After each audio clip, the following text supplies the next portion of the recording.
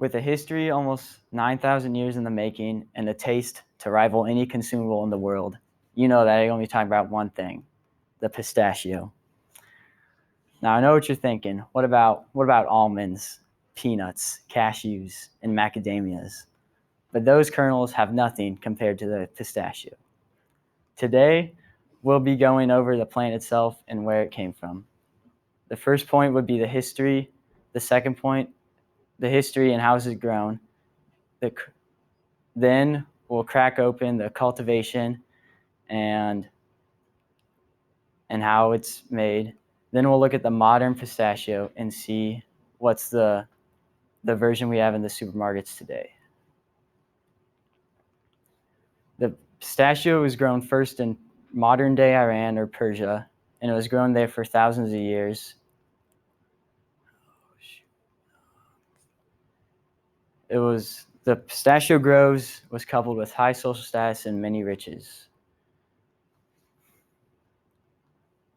According to American pistachio growers, it was not to stay in there forever. They claimed that through the conquest of the region by Alexander the Great, the pistachio reached the Mediterranean, reached Greece.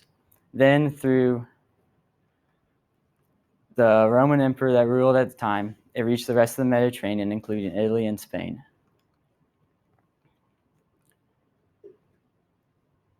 It stayed in the Mediterranean for a couple hundred years and never grew out past the Alps and into Central Europe.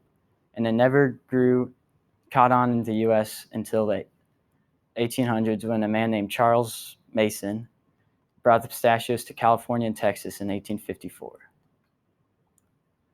Now we'll look at the cultivation of the pistachio and how it's grown. Pistachio trees can grow up to pistachio trees are a close relative to the pistachio. They're the cashew, and they are in the same family species.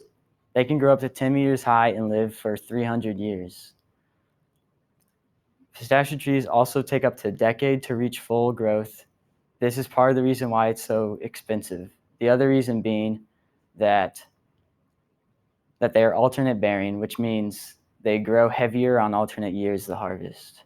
Pistachios grow in climates like the American Southwest and the Mediterranean, where they are hot and dry. According to the University of California, the plants also are susceptible to a number of diseases, and in 2004, the whole industry was under threat because of shoot blight and panicles caused by a fungus. And although the plant can survive in dry climates, it is not immune to droughts. And in Iran from 2008 from 2015, it caused a drought there. The last point we'll be looking at is the modern day pistachio and how it grew to the one we have today. Commercial process of the pistachio didn't start until 1970. And in 1970, America only grew 4.5 million pounds of pistachios. Compare this to 2016, where they grew almost 900 million pounds of pistachios. And in 1982, the pounds per acre was only at 1,800, when in 2010, it was at 3,800. Pistachios are used for a variety of things, but most people just eat them straight off the shell, but you can buy them with the shells off. Some interesting things people have done, including chefs, have included pistachio ice cream and pistachio chocolate. Now that we've gone over the history, cultivation of the pistachio, let's look back and see what we talked about. We looked at the history and how it's grown and its origins.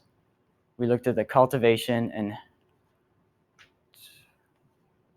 the characteristics of it. And then we looked at the modern pistachio and see how it got where it was today. As we look back, remember the history of such a small plant and how important it can be. Thank you.